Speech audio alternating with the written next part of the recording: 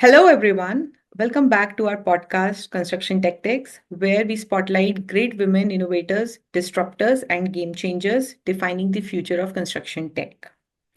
I'm your host, Tarika Jain, co founder and business head at nCircle Tech. And today, we are diving into the world where construction innovation, smart infrastructure, and next gen technologies collide. And guess what? We have a rock star leader joining from New York today. She's not just shaping the future of cities, she's funding them too. Please give a warm, energy packed welcome to our incredible guest today, Lisa Diaz, founder and managing partner at Turf Advisory. Tarika, thank you so much. This is such a great opportunity, and I'm energized to be with you today. Post a red eye from LA because we know women have to work harder, do it faster to change the world. So let me give you a little bit about my story. I spent 35 years on Wall Street.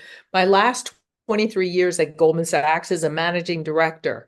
And one of the things after financing and being part of a non-physical world because it's Bloomberg screens and we can all tell ourselves we make a lasting difference. I thirsted for having something long and impactful. And I had that aha moment. And I would recommend everyone be mindful of those aha moments. And one of my favorite places is Grand Central Station. If you've ever been there, there's tons of tourists. There are people making marriage proposals, there's dancing, there's movies, and it was my special place. And one day I missed my train and I happened to go on a tour of Grand Central Station, which when you're a New Yorker, those are things tourists do. Well, I did it. And what I found out was Jackie Onassis, who I'd always long admired, had saved Grand Central Station from ruin. And I thought to myself, wow, this woman had left such a lasting legacy on so many levels. And I said, I want to take a page from Jackie, who I always admired, and see like whether I could leave a lasting legacy and leverage some of the skills I found with finance to bridge the gap between the physical and the finance world, which let's be totally honest, it's more in that sort of third realm. Important, but not as lasting and permanent. So I saw an opportunity to develop cities. And in particular, I used to travel frequently with my job at Goldman Sachs. And I go to different locations all over the world where, frankly, the airports were far superior than ours in New York. We're getting better, but we still have wood to chop. Places throughout Asia, which gave me pause to say, how can I be part of the transformation of having better capital allocation to redevelop our infrastructure in the U.S. And that was the catalyst for Turf. Amazing. That's so incredible to hear that, your journey from, handling finance, that's an altogether different sector to construction. It sounds everything was leading you towards the space. But I have to ask Lisa, getting into construction definitely is a, completely 180-degree turn for you. But, how did you choose to take the route of construction tech? Was there a moment when you thought, yep, this is what I should be doing to bridge that gap? Well, one of the things when you work in finance, particularly at Goldman Sachs, there's a playbook of how you think about industries that you focus. So one, you look at what is the TAM or total addressable market. And I was attracted to the fact that construction is about 6% of GDP, so it's large and impactful. Secondly, I like low margin businesses, and there's in average about a 4% margin in construction. So a small incremental change, 100 basis points, has a disproportional impact in terms of its capital impact, which appealed to me. And what I saw that the opportunity was, according to McKinsey, construction was the second least digitized industry of all the industry segments. So it's agriculture, construction, and I thought there was plenty of wood to chop. And that was my sort of calculus or when I thought to move into construction, because when you're an entrepreneur, you have to think about what are the fundamental drivers or macro drivers of a business that you're going to go into to be successful? And size really makes a big difference, because if you're too niche, you're not going to be able to optimize the productivity of your business. And the combination of wanting to have a vision to have something more impactful, wanting to be able to improve the stock of infrastructure in US, and seeing an opportunity to make a difference led me to this nexus between investment and construction technology. Amazing. I mean, and construction is massive. Tech adoption has been very uneven. No, I mean, slow obviously, but uneven too. It's amazing that you stepped into to help the bridge that gap. And Lisa, you are one of the only 15 women to have earned the prestigious Vertical Transportation Management Program certification in the US. That's a testament of you taking leap and leadership in this field. And you've been involved in vertical transportation. Let us deep dive into your understanding, your know-how about the vertical transportation that you are going into. How are you seeing a vertical transportation evolving cities that are growing denser? What innovations do you see in vertical transportation? So let's talk about vertical transportation and the RAS of beating the drum, but it's all about how do you optimize your business to look at market set or opportunities. And one of the things that I saw, vertical transportation in the US is a $23 billion business. There were very few MWBEs and diverse people in that industry. And frankly, of recommendations by doing product market research and talking to different industry leaders, they saw a pain point or an opportunity to have more innovation, in particular in the vertical transportation space. And vertical transportation and urbanization go hand in hand. The mass of Earth is not getting any bigger. We're having a movement towards cities, so we have to go upward for lack of anything else. And we're also an aging population. So I saw it was a great opportunity to become a specialist in an industry or a segment within the construction space that had an opportunity or white space. So white space is where you see that there's an unmet need, an unmet opportunity. And if you can position yourself in that type of opportunity, your propensity to be successful is faster. So in terms of vertical transportation, it's a very closed family industry. They're basically the big four control about 60% of the industry. And because it's the second highest paid union after welding in the US, lots of people want to get in. And interesting businesses like that, the barrier to entry is also similarly large. So in order for me to break in as an outsider to this industry, I felt that I had to get the most prestigious, difficult sort of stamp of approval. And that was the Vertical Transportation Management Program, which is an online program. But truth be told, where I really learned was boots on the ground, because I am in hands-on learning. So through this journey, I took several different elevator lessons or classes, and I frankly went in the pit. I went into elevators. I went with the experts, people who have been at this endeavor, this craft for 30, 40 years, because seeing something on paper and actually being with people who are experts made all the difference in the world. So I have to give great kudos to them for having patience with all my questions and with really sharing their enthusiasm for the delivering the craftsman of moving people up and down, because it's way more complicated than you think.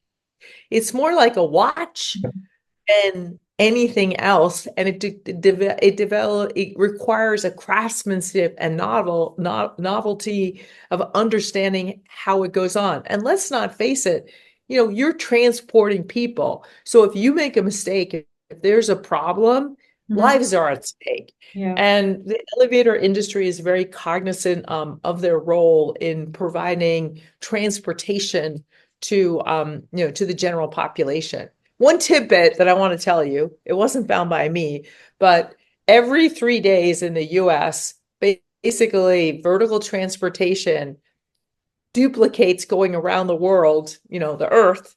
So you're really moving people both vertically and around the spheres. So that's pretty cool. I like that about elevators. Wow, what a great perspective, and especially, the part where you said, elevators being the lifeline. I mean, we all love good skyline views, but without elevators, what's climbing stairs look like, right? You moving I had to forward. walk down. I was at 9/11 when I worked at Goldman Sachs, and I walked down 50 flights, probably 4 times. It's not for the faint of heart, and it takes a long time. So elevators are a much better way to go. I'm sure, I'm sure, I'm sure. And you mentioned about WBE. Your company is officially registered as a women-owned business enterprise with several major organizations, including NYC, the Port Authority, and WBE and NC. Being an MWB opens doors to unique opportunities, for government contracts, corporate supplier diversity programs, and networking with organizations that prioritize diverse partnerships. This is my limited knowledge, Lisa, but could you share some more information about MWB and how MWB certification helped your business grow and what kind of opportunities it brought you? Well, I should caveat the political climate, as we all know, has changed. Mhm. And just in terms of context, there's 3 different types or 4 different types of regulation. So there's federal regulation, and historically there was a movement to help less disadvantaged people. So that was minority woman businesses. So Mhm. it's people of color, it's women. There's also service, there's vets and an allocation. I would sort of counsel in the current environment, there's probably less opportunities for federal contracting. However, on the state and also on the city level, often in many of these government projects or public projects, there's an allocation which can be up to 33% for minority, women, business, and service disabled vets.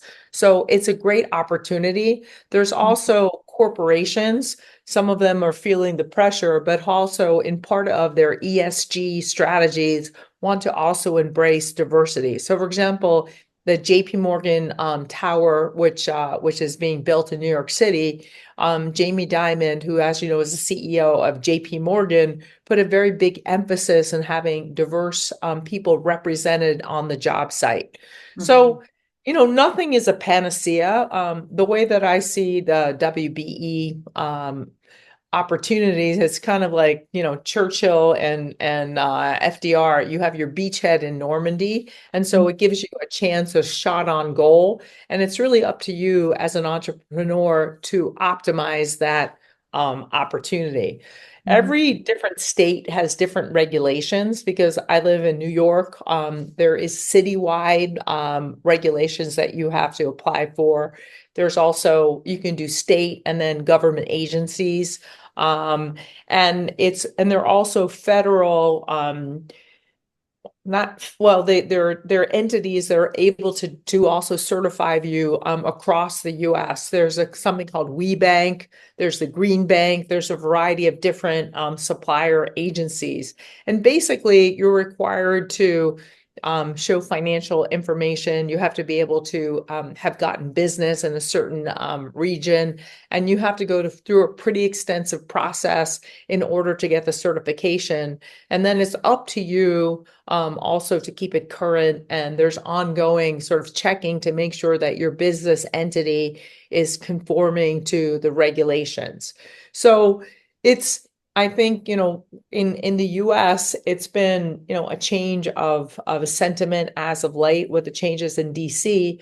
But I think you have to be mindful there's federal and then state and city regulations. And in construction, as we all know, writing RFPs and writing these contracts is an arduous process. So it's already written within the construct to need need to have these allocations of WBEs. But again, that's only part of the equation. I think it's really a beachhead more than anything else, an opportunity, stepping on, up at bat to be American and American baseball. It's up to you to hit the ball and deliver, because without having that expertise, and let's face it, often the bar is higher. As a diverse entrepreneur, eyes are watching you, and you need to make sure you deliver, including using technology. Yeah, that's good certification to have. But I've heard that this certification isn't easy. It's not a walk in the park. The process of obtaining it is very rigorous. It involves a lot of documentation, eligibility, certification, verification, and approvals. From your experience, how long did this process took, and what advice would you give to Oh, other it women can be who? very long. Well, so again, I know the New York State regulation the best. You Mhm. have to demonstrate that you've been in business and an operation for at least a year. Um, And then you have to go through the approval process. The easiest one to get is usually on the citywide level. And as you go higher up, so the state level is extremely rigorous. And I mhm. think part of the issue, particularly New York State, there were some other players that were using the W. So, someone had their wife or partner who's not actually involved in the business, kind of be the front man. And so there's been a bit of a crackdown on that. We have a woman governor, and I think she wants to make sure that you're supporting the right sort of population. The documentation is extremely painful. And what's happened is the bar has been raised. One thing we should also explain, there are codes that you apply for. And once you get your certification, you're not certified to perform all tasks. And they have something called these NAIC codes. So for us with turf, we weren't in the vertical transportation industry before. And so we've had to apply for new certifications, and there's a three-part process. One, you have to demonstrate knowledge of the industry, and that's why I decided to do the vertical transportation management program and took a whole bunch of different courses with certification. So they couldn't say, what do you know about, the vertical transportation industry? Secondly, we had to get 5 POs in the elevator industry to demonstrate that someone is willing to pay you to perform a service in the industry where you're looking to get a code. And then for us, we had to get warehousing. So getting all those pieces of the Yeah. puzzle together are not that easy. So it's a time consuming process. And the certification is slowest probably at the state level, at least in New York. So I mean, I am not a big fan of paperwork. Our team has really been much better than me at doing that. But once you go through the approval process, it gives you access, which is pretty useful. One other, reason why it's useful is the different primes will invite MWBEs to different events. So it gives you a chance to network and meet with decision makers who can give you business, which is super useful. Mhm. So that's one of the real benefits as well to having these certifications. Yeah, definitely. I think, it's rigorous. I can imagine. I've already heard about it, and now listening from you, I could understand it's time consuming, laborious, I must say. Patiently, you have to do all the steps. But at the end, if it opens doors for you, then it's a good place to be in, especially for women entrepreneurs, who are, making their spaces, in construction tech, in construction industry. So all those who are listening, take an advice from Lisa. If you are thinking of registering yourself as MWB in the US, please take advice. It will be a good opportunity to start your foot in the door. What kind of opportunities, Lisa, did it open for you with the certifications? Any Well, highlight? for example, just in, again, being New York specific, so there's 3 major jails that are being redeveloped in the US. So Rikers Island, big jail that you see when you're going to the airport, they're closing that down and creating 3 jails. So one in Brooklyn, one in Queens, and in the Bronx, and they're all about $3 billion, and they have an MWBE allocation of 33%. Or New York City Housing, which is going to be spending $600 million on upgrading their elevators, again, has a 15% WBE allocation. There's a variety of resorts that are coming, casinos across the country. There's a new soccer stadium. So in these scenarios, there's opportunities for WBEs. There also, Jamie Dimon is actually modernizing his former headquarters. So it gives you often in some of these larger entities or big construction projects, there's an allocation. So it's an opportunity for you to bid on that business. Yeah, I mean, totally worth it. All those pain, labor that you took, I'm sure it is going to open a lot of doors for you and for turf advisory. I'm hoping from your lips to God's ears, but as everything in life, you have to pace yourself. In construction, everything takes longer. Mhm. It's much slower. There's Mhm. more paperwork. And when you think you're there, something happens that you have to try again. So you just have to keep on plowing forward. That's kind of how life is. So you have to kind of pace yourself and sometimes just kind of breathe and say, tomorrow is a new day. My favorite movie, I don't know, I'm dating myself, and there's this very famous American movie called Gone with the Wind. And there's this character, Scarlett. And there's a scene at the end of the first half where Tara, her beloved house, is burning. And she's like, I'll think about it tomorrow. Tomorrow's a new day. So when I'm having one of those moments, I try to channel Scarlett, um, because she overcomes adversity as other, women figures do. So that's my personal um, shot in the arm from thinking about Gone with the Wind. Oh, wonderful, wonderful. And since you are already giving us advice, I that's my last question to you. What's your advice for women entrepreneurs? We all are trying our way into construction tech. Construction tech is slow, but it's a wonderful opportunity for us to be in.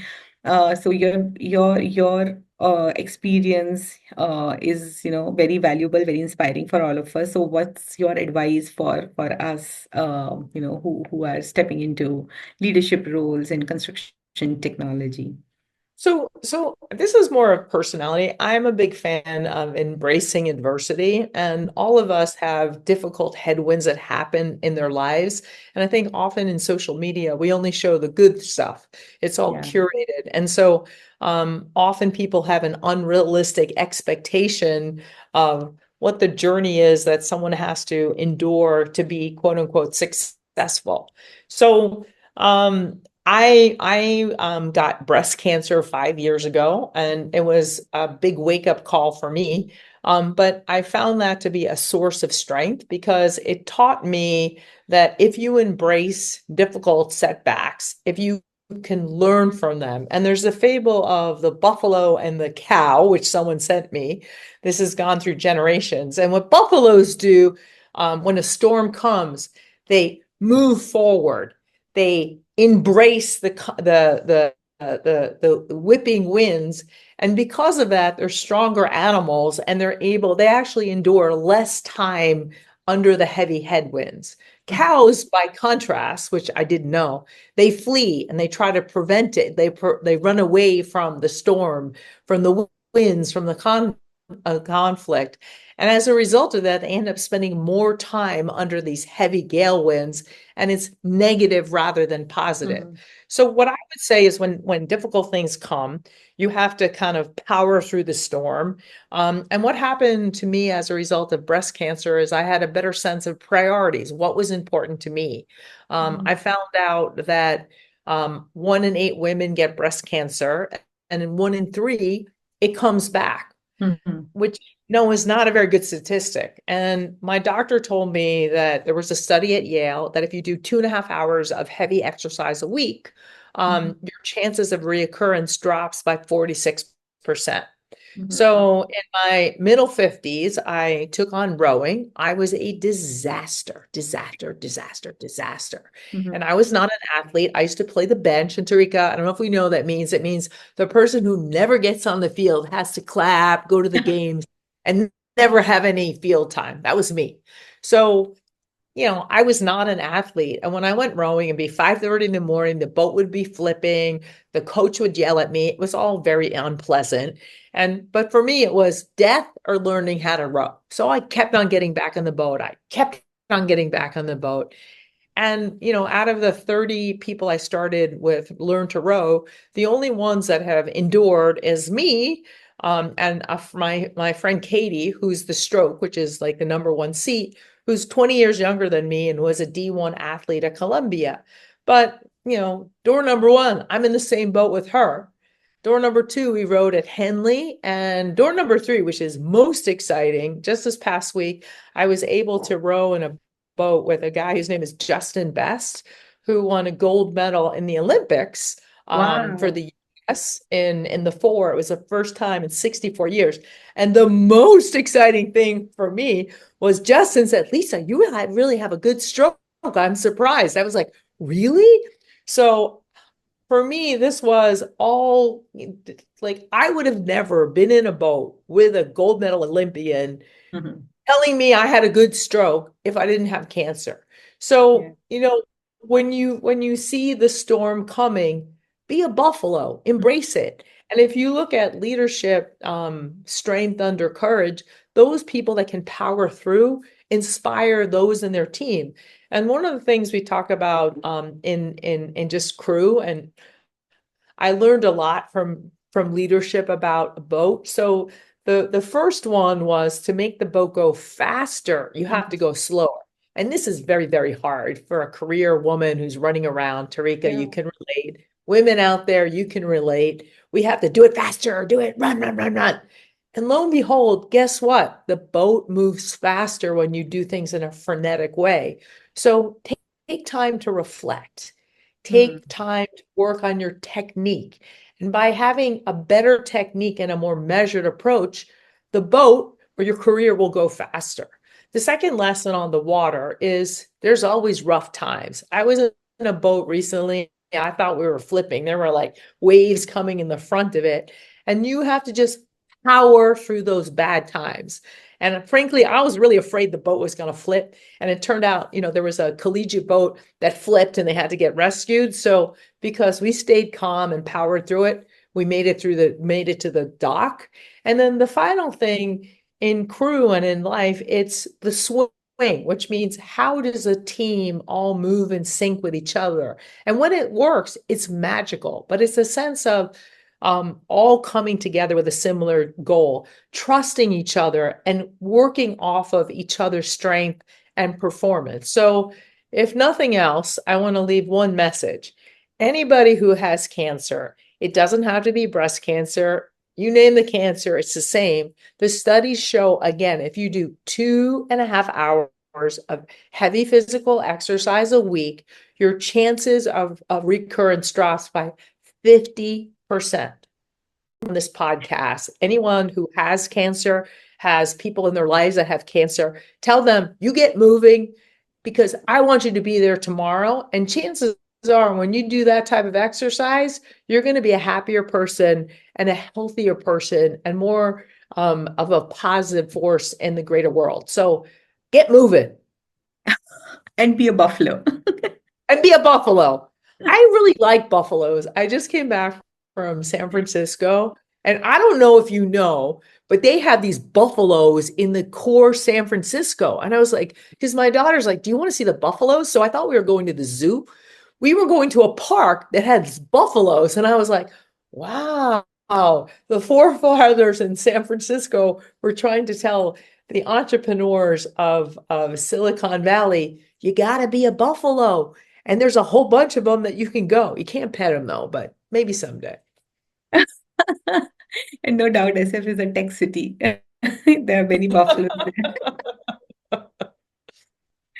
Such a wonderful conversation, Lisa, especially, the last part, how how you, being a buffalo, how you sail through your, cancer journey. It's very inspiring advice that you shared with us. I'm sure whoever is listening had a wonderful time. These thoughts really sink deeper into our heart. And, you introduced us to this vertical transportation industry. I never thought elevator industry is such a massive industry. It's so many opportunities for tech and innovation in this industry. So, and with MWB certification, there is definitely a big scope for women entrepreneurs to get in and do best, make something for themselves. As are So you. So, Tarika, I've always enjoyed all of our interaction, and you inspire me as a successful entrepreneur and founder. So, there's there's abundance and great opportunity for many women, many diverse people, yeah. and Lord knows we need to improve the stock of infrastructure around the world. So, let's get busy and be buffaloes. Yes, yes, let's get busy. Let's make business together. Thank you, Lisa. And hey, if you have not already been, join our Women in Construction Tech community. It's an ultimate hub for networking and learning in this space. And for all those listening this conversation, please be part of this community. Scan the code at the end of this episode to get in. And that's the wrap for today. And don't go far. We've got many more such guests, powerhouse guests, and next is conversation coming your way. Until next time, keep innovating, keep building, and let's shape the future of construction tech together. See you soon. Thank you.